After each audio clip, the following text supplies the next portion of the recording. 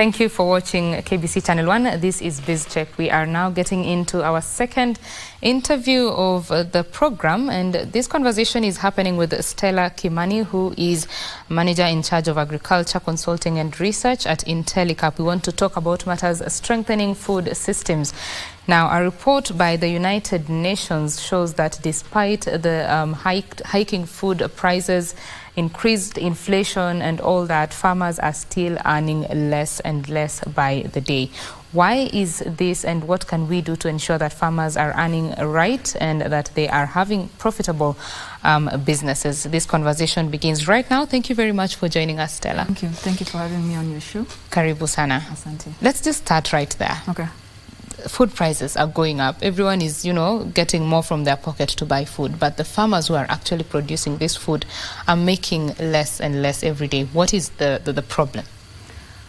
Well, the farmer here, the smallholder farmer here, we have to understand who they are and where they are. Right. We must understand the profile of a smallholder farmer to understand in which context they are operating in. So a smallholder farmer is typically in the rural area.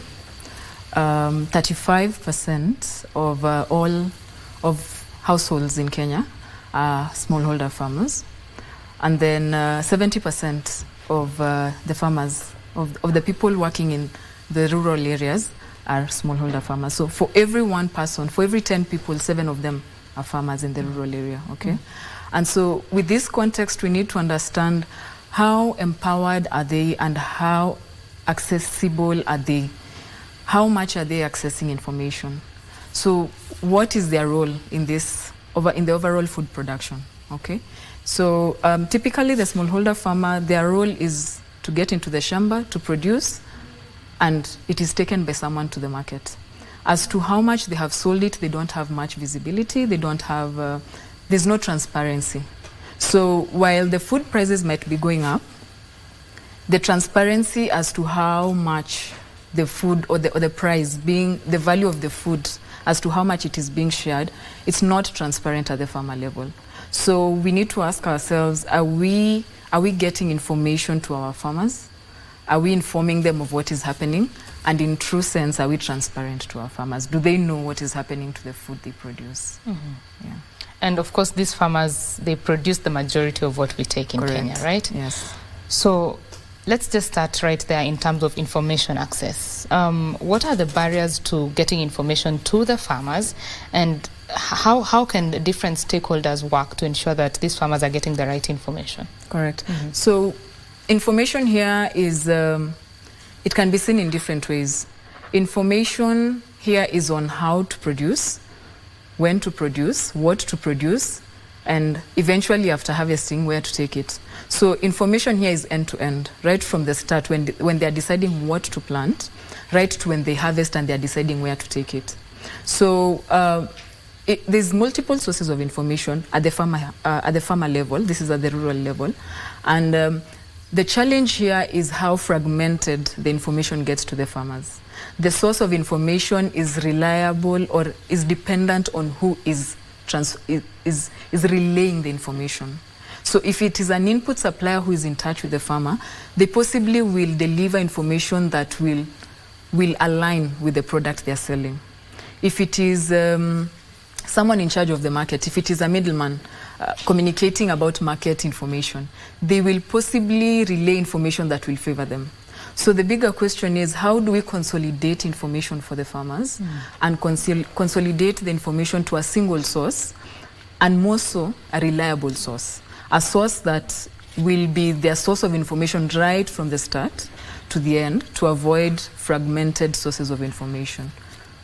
And can that question be answered now? It can. So what we have seen and what is coming up as a possible solution, and what is really supporting the farmers to sort of bring themselves together, is an aggregation model. There's several aggregation models, right? And so what the aggregation models do is they bring together the farmers with the aim of working with them right from the start to the end. So, and there's a couple of them that are typically known as one-stop shops. So what would happen is, for this farmer, as opposed to getting the information from different sources depending on the stage they're in, they will get this information from one unified source. This is the aggregation center. And so what this does is it aggregates the farmers at the point of accessing inputs, giving them some level of bargaining power, meaning they can speak as one voice, they can speak as farmers, united farmers, and then it then gives them a chance to have a peer-to-peer exchange, because as an aggregated pool of farmers, they can then tell each other what they're doing, when are they planting, where are they getting their seeds, and this therefore brings harmony in how they're producing. And it equally brings transparency in information, including the market information. So the aggregation models here, they are seen to sort of unify the farmers, to speak out as one, and to avoid them being fragmented and getting different things from different people individually. Yeah. One of the challenges that farmers face a lot is market access. You have produce, you cannot access the market. The market is there, but for some reason you can't access it. What are stakeholders doing currently to make sure that that changes? Yeah. So market is certainly a huge element in terms of how the farmers benefit from what they're producing. Because ultimately, as they're producing, their aim is to earn a living out of this, right? And so it will all make sense if they get a market that is meeting their needs, a market that is at the price that they're willing to sell at, and a market that is going to give them a price that will give them a profit. So selling is not just it, but making a profit is what needs to be emphasized, right? So market access, it's a catch-22. On one end, the markets are saying we are not getting reliable supply of produce from farmers. The quality is not good, the supply is not consistent, it's not reliable. And on the other end, the farmers are complaining they're not getting good structured markets. So there's a mismatch in between here. And this role more often than not is played by the people we call middlemen or brokers. So while in essence they have a role to play, it is true that we are in need of middlemen between the farmers and the markets, more so for the consolidation part. But what needs to be very, what would help the farmer is the transparency with the middlemen. So what has happened is farmers aggregate themselves. For instance, if they're producing potatoes for a crepsing company, they will aggregate themselves. They will produce as farmers, right? And so at this point, they need already to be told what qualities is the producer looking for, what specification in terms of size, in terms of shape, and therefore they should be planting towards a ready market. So it's an element of structuring the market and not an element of non-existence of the market. The market is there, the producers are there. We just need to structure how these two meet, the market and the producers. Yeah. And so it starts from the farm, ensuring that what is produced at the farm is what the market needs. Yes. And for a farmer to actually do that successfully, they need a lot of information and support. Correct. There's a very serious shortage in this country of extension services. Yeah. There was a time when extension services were very common. You would see the extension officers coming to the farms, you know. Yeah. And that changed over time. Yeah. How can we reverse this? Like you have put it, it is true the ratio of farmers to extension officers has significantly grown. The amount of farmers an extension officer is supposed to serve is not feasible. They cannot serve them effectively. Okay. So what we need to invest in as a society, as a country, is we need to invest in last mile delivery models. Last mile delivery models here to imply that what models are being used to get solutions to the farmers, right? So we need to get models that are, one, sustainable. Sustainable to mean they can run by themselves. They could use catalytic funds from development partners, from government. They could use this to initiate, but eventually they should be sustainable, right? So the farmers here, we need to ask ourselves, how then, they are certainly in need of the extension services. And the farmer here study shows that the average age of a Kenyan farmer is about 50 to 55 years old. And we need to understand how then do we communicate to this farmer in a way that they can understand the new ways of doing things, right? So for a 50-year-old, they typically might have grown farming all their lives. So they have their own ways of doing things. They served then, but things have changed. Soils have changed, weather patterns have changed, ways of producing have changed, harvesting ways have changed. So we need to update them. And this is where the extension services come in, right? In updating them in matters, new technology, new agricultural technologies. And so, as you can imagine, there's different agricultural technologies. There's one on weather, there's one on climate, there's one on soil, there's one on accessing markets, another one on input. So all this, how do they all come together to a farmer in a way that the farmer will not be bombarded by the numerous solutions, but how is it synthesized in a way that the farmer can consume and utilize, understanding who the farmer is, right? So more often than not, this is where the disconnect is. The extension services are certainly being not replaced, but supplemented by last mile models. And the last mile models here are helping the farmers to get everything all together in one stop. Yeah. You've mentioned the issue of the elderly people being involved in agriculture. 50 to 55. The young people are not going to the farms. How can we get more young people who are even more tech savvy and have maybe a better chance of understanding this information back to the farms? You rightly put it. The ones who can easily understand the technology are not the ones producing. So the young people or the younger generation that could easily absorb and understand these technologies, they're not the ones in the farms. So there's a disconnect here. And there's also an opportunity for synergy. So the current smallholder farmer, in their character, they're very resilient. They're very resilient, despite the challenges and the struggles they go through. Every season, they must show up in the farm and farm. So they have a strong will to do this. They just need some synergy. Synergy with this younger generation that is exposed to newer technologies. And the two of them, the younger and the older generation, can therefore build their strengths and perhaps improve productivity. So how I see it is a little bit of, I'll use a school as an analogy here. Okay. So in a school, you have different people coming in Form 1 and they're living at Form 4. And when they're coming in, they really are coming in to gain knowledge.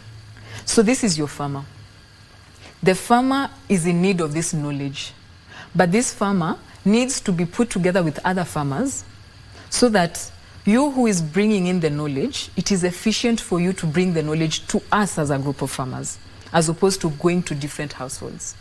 And so as you're coming in with your new technology, be it seed technology, be it a way of producing, be it mechanization, be it post-harvest loss management, whatever technology you're coming with, be it climate adaptation solutions, whatever technology you're coming with, find me as a farmer, together with my group of farmers, educators on how to do this, right?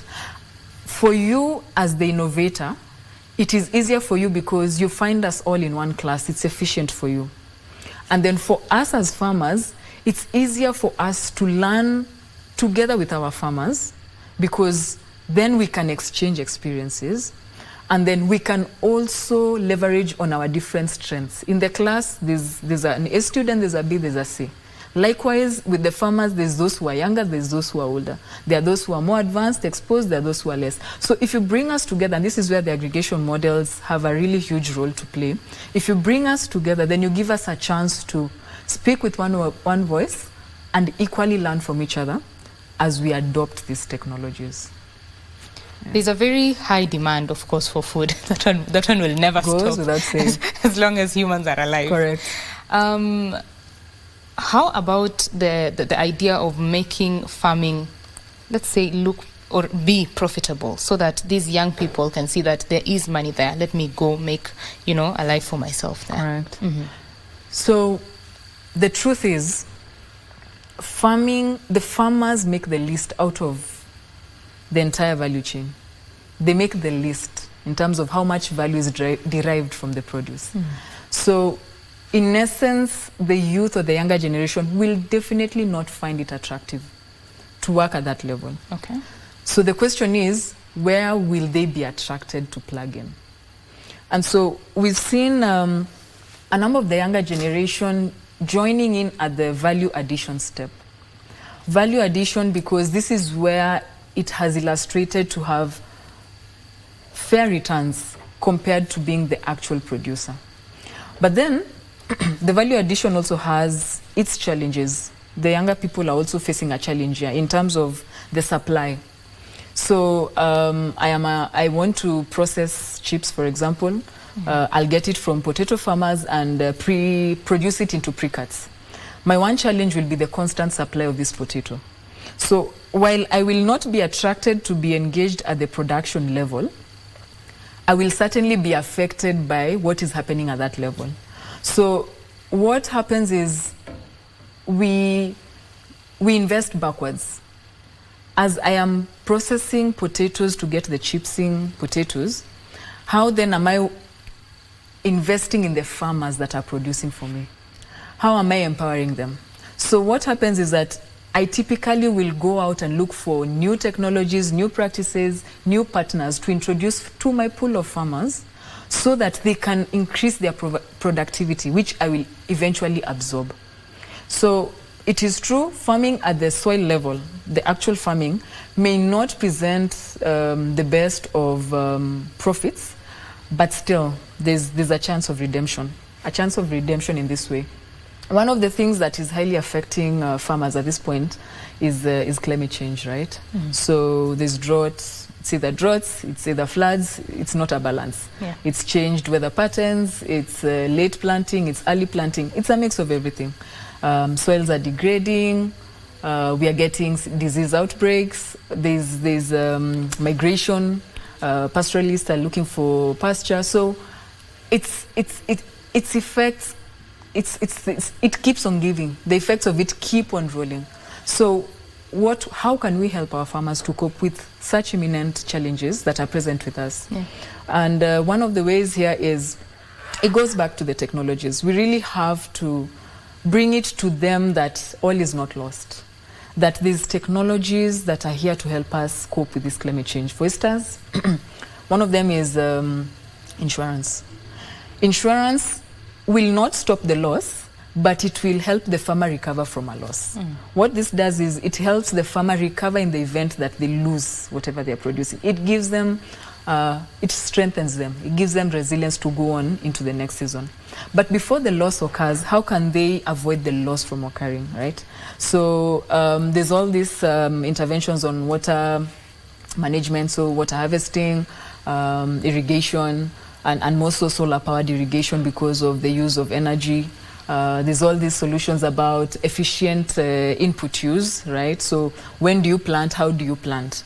It's about maximizing the inputs. It's not about just using the inputs. It's about educating the farmers that with the inputs you're having, there's a chance you can produce more. And they will always ask you how. So this is in improved practices, it's in improved know-how. So it's really upon us to handhold these farmers and bring them on board to these new ways of doing things. Hopefully, it has a positive effect on their income. One possible solution that we have seen is in the dairy industry. Okay. So farmers are using breeds that they used ages and ages. They're breeds that have been there for a while, yet they are newer breeds that are here, that are disease tolerant, and they're higher yielding. What this means is, with this new breed, you could typically use the same input, right, with the same yield, with the same breed, the same stock of cattle, with the same input, but your yields will increase just by changing the kind of breed that you have. That you you're have. breeding, yeah. Yes. So it's about exposing farmers to these new ways of doing things, and sort of farmers, again, they need to see for them to do. So you need to set up demo sites, you need to do model farms, you need to show them. They don't do theory. They need to see. They need to see. They want to see practical. And who is supposed to show them? Is it the government? Is it the private sector? Are they supposed to work together? Who is supposed to show them? So it's a collaboration between the two. Yes. It's a collaboration between the two, mainly because the government has the overall mandate of ensuring there's productivity and improved productivity for that matter. So they have the mandate, but they can't do it alone. So they typically partner with private players, and they set up what we call demo farms or model farms. And this is where the farmers get to see the solution in practice. They get to see, when we tell you to switch your breed from this breed to this breed, what does it mean for the yields? They see it for themselves. What does it mean to the maturity? If we're asking you to change a certain seed variety, what does it mean in terms of maturity? You can compare as a farmer, you can compare what you're doing in the house or in your farm and what is being done in the model farm. So we have to put deliberate and continue investing in illustrating to the farmers what is working, and more so by seeing and not by theory. Yeah. Farmers have been complaining about increased production costs. Of course, the government has been subsidizing fertilizer for a number of sectors, and that might have worked. But for a farmer whose production cost has gone higher, there are middlemen here, coming after their produce. They're not paying them at top rates. What is to keep a farmer going? So, again, I say they're resilient because it's true. Things seem too stacked against them, yet they still show up in the farms. So, what is to keep them going is the farmer here needs to understand that the prices, they have no influence on the prices. They will change, they will increase. So, with the inputs that they are currently purchasing at the increased price, it's about the efficiency. How can they produce more within the same resources? And secondly, how can they secure better markets? So here we are looking at increased selling price. How can they secure increased selling price for their produce, so that at the end of the day, the math of producing as a farmer makes sense? Right? So it's a little bit of efficiency within the resources they have. How can they optimally produce? And within the same resources and what they're producing, how can they sell it at a premium?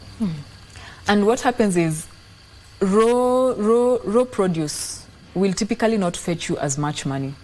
And farmers are quickly transitioning to adding some sort of value to their produce, be it drying, be it crushing. And what this does is it increases the value of their produce.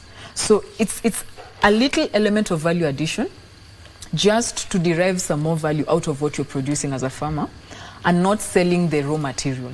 And how this is to be done is back to the aggregation models. Okay. They have to be together to do this. I, as a single unit, cannot do it by myself. I cannot produce by myself and value add by myself. We need bulk to attract a market. So aggregation is an element that needs to be emphasized, and more so set up in a sustainable manner. Of course, this conversation cannot be complete without hearing the voice of the farmer. Correct. So I'd like to take us to Kisumu now, where our reporter Wycliffe is on standby. Wycliffe, if you can hear me, what is the latest from Kisumu in terms of strengthening our local food systems? What are the locals saying?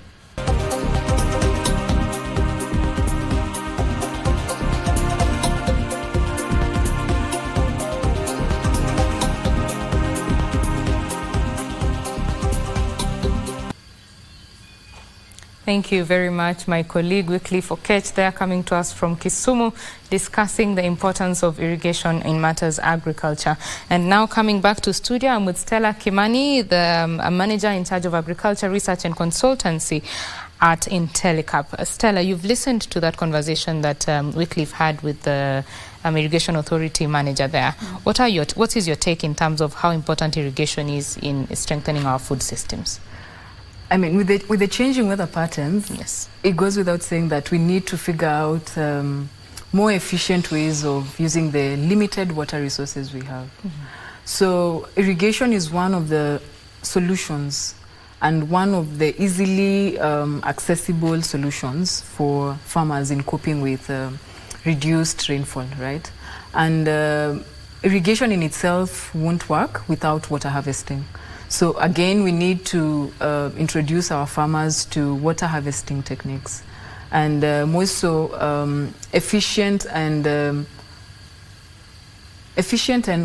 more within their reach. Let's simplify water harvesting for them so that it does not appear as such a far-off solution for them to reach. So water harvesting certainly, and irrigation, because as the times are, we can't tell when it rains, we can't tell how much it rains, and therefore we are losing a lot of food in the farms, primarily because of drought, the rains ending before they were expected to end. Yeah. Of course, I mean, it's raining in January. Yeah, it's a whole situation. Yes, indeed it is. Now for this farmer, you sound hopeful. You sound hopeful for the farmer, yeah? You sound hopeful for the food production and food systems in this country. How do we reach sustainability in terms of the production systems in this country? So sustainability here is to understand it as long-term and lasting. That whatever we are doing has to stick, right? So for it to stick, it needs collaboration with different players in the ecosystem. It's just not the farmers. The farmers need enablers. They're not working in a silo. So the farmers need the goodwill of the government in terms of policies and regulations and research and development, introducing new technologies to them, and the overall goodwill of enhancing the environment for them to produce. Farmers also need private players. And here we have private players in different ways. They could be input suppliers, they could be innovators, and innovators here coming up with new ways of doing things. Could be varieties, could be breeds, could be solutions of coping with climate change. So the ecosystem also is in need of supporting these private sectors that are investing money. So for the private sectors are here commercially. So we need to create an empowering environment for these businesses to thrive, because by them thriving, it means their solutions are getting to the farmers, and it means they're making sales because the farmers are deriving value from what they have to offer the farmers. So one thing that we do at IntelliCap with entrepreneurs is we do a lot of technical support, and with the support of development partners, we run programs where we support entrepreneurs or innovators who have solutions that are timely for the farmers, and we help them to get to the farmers and to scale. So one of these programs is we are running with the Canadian Research Institute, IDRC, and this is in 4 countries, Kenya, Rwanda, Uganda, and Tanzania. And this is about identifying businesses or innovations that are helping farmers to cope with climate change, and number 2, to reduce their carbon emission. So that we all know agriculture is a significant contributor to carbon. So we need to also, as we are adapting, we also need to mitigate. So these technologies in this program, we are working with them to scale, and not only scale, but to get to the women farmers. So here there's an element of inclusion, because majority of the smallholder farmers are women. About 70 to 80% are women. So as we are channeling out innovations, we need to ensure it also gets to the people who are going to use them. So this is why this program is also centered around having women access these solutions. So in terms of sustainability and continuity, we need to encourage each of these players to bring their voice and their effort together. And we need to support more. So the sustainability is highly anchored on the private sector. Why? Because the private sector is here commercially. So if they're not deriving any profit from it, they will not be in it. And for them to be deriving profit, it means the farmers are consuming their products. So this is how it flows. So we need to also equally invest a lot in the private sector, invest in the innovators, in the entrepreneurs, and ensure we handhold them to scale and to succeed. And holding them to scale and succeed, I like that.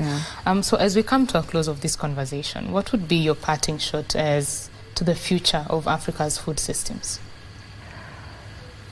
The future is bright. I mean, we are eating. We will not stop eating. We will continue eating. Right. So we need to ask ourselves a few questions. How are we supporting those who are producing to produce? How do we keep them there? And there's the different players that I mentioned, the farmers, the private sector. How do we ensure their involvement in all this is value adding for them, right?